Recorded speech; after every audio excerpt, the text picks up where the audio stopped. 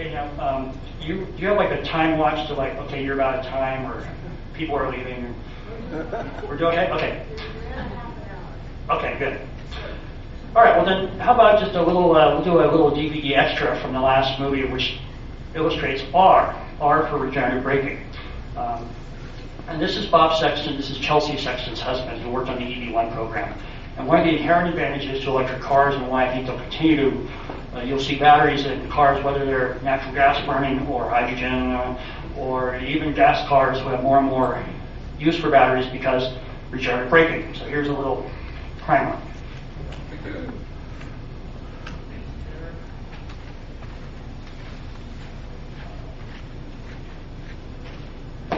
And EV1, it never simply wore its brakes out.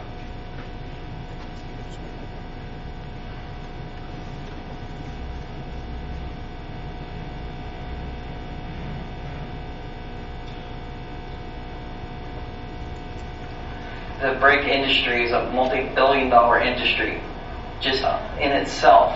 And the EV1, it never simply wore its brakes out through normal usage because of regenerative braking, which is a system that was built into the car, whereas when you would let off the accelerator, the motor a long time, enough to where in all that time I never serviced brakes on EV1.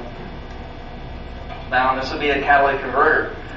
This is required by federal and state law just through the necessity of squashing emissions, tailpipe emissions, to try to keep our air blue.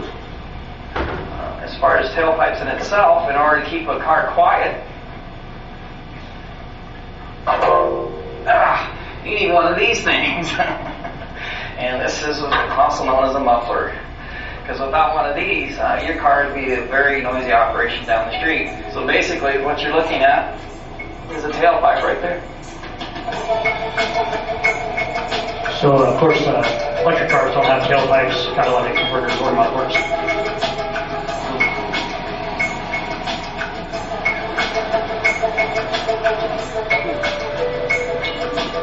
Reminds me if we almost killed our cameraman on this shot, hanging out the back of the car. Do not try to shoot that on your next one.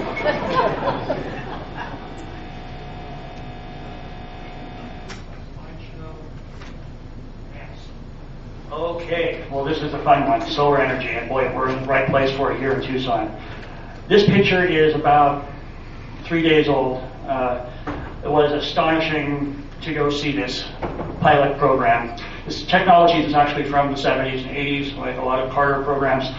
This is in the middle of the Negev desert next to one of the Israeli, not actually nuclear plants, but it's in the middle of nowhere. Those are mirrors, and those mirrors are all pointed at that tower, and they're like burning an ant, but instead of doing something that we wish we hadn't done when we were 6, they are heating up turbines that are I don't know what's actually in the big barrel behind on the tower, but it's probably an oil or something. But it's a turbine that creates steam. So it's like a coal generation station, only they're using sunlight to heat the water. And because my memory's so bad, let's see, that is a 6 megawatt solar, which is a lot, 6 megawatts. And they've signed deals to start building these in Mojave this year. A 900 megawatt system with PG&E, 1,300 megawatt system with Southern California Edison, generating superheated steam with proprietary technology, and it's so cool. It's so cool. In fact, you know what? Well, if we don't get through all the letters, at least I have to show you these slides because I'm so pumped up.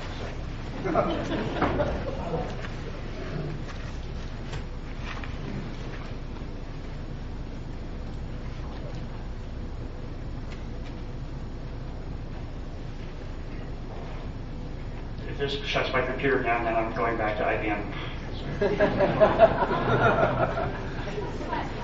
So I'm going to do when you don't really want to use other people's slides, I'm going to show it to you really fast. But this is 2 days ago, going out to the Negev desert to see this bright source energy thing.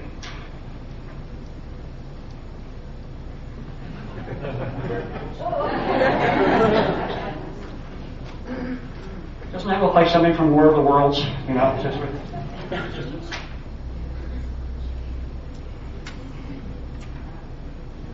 Other plants using sunlight. That makes me an artiste.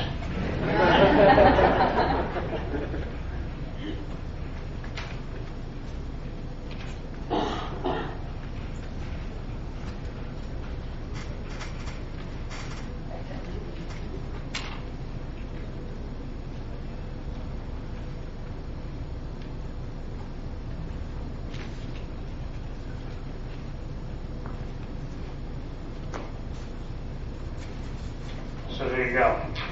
And if you can imagine, these next systems they're building now are 10 and 20 times this size. All those mirrors have little motors on them, and during the day, as the sun moves, of course.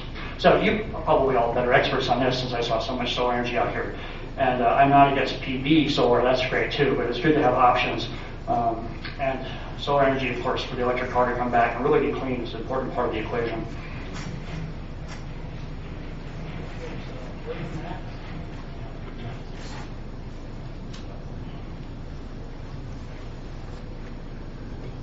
Okay, later, if we have more time, I'll show you Stanishinsky and Iris giving a tour of their wonderful factory just before Iris passed away.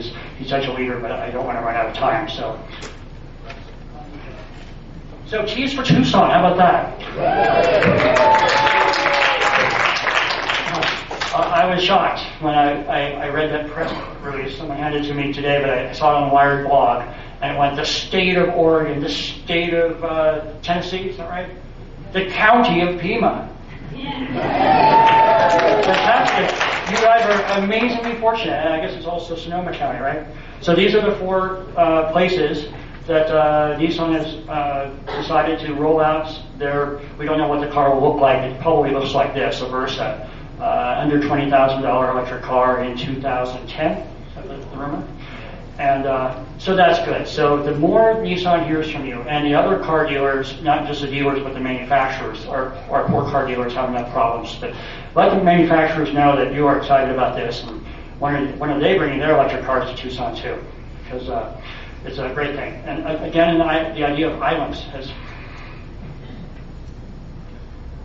Well, there he is, our friend Nikola Tesla. What an amazing man, and one of the subjects of our movie, of course. Also, the namesake for the Tesla Roadster, which is that silver sports car on the right, which I've been driving now for 6 months, and it is amazingly fun. In fact, on the lower right, you can see me being pulled over by the police.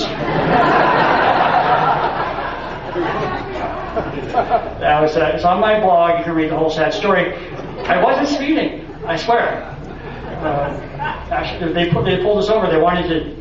With the lights blazing, the whole thing, get out of the car, the whole 3 officers, and so, where are your plates? Well, it's a new car.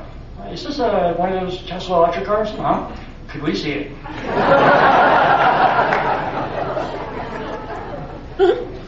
I'm going to spare you describing this one in full detail. You don't have to read all that stuff. Well, you can if you want.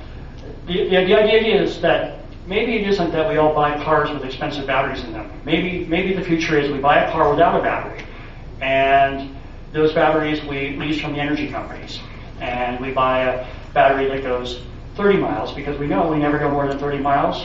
We don't buy it, but we get the plan like a cell phone. I'm on the 30-mile plan. And then you know what? Next month I'm driving a lot. So then you get the 90-mile plan or the 300-mile plan.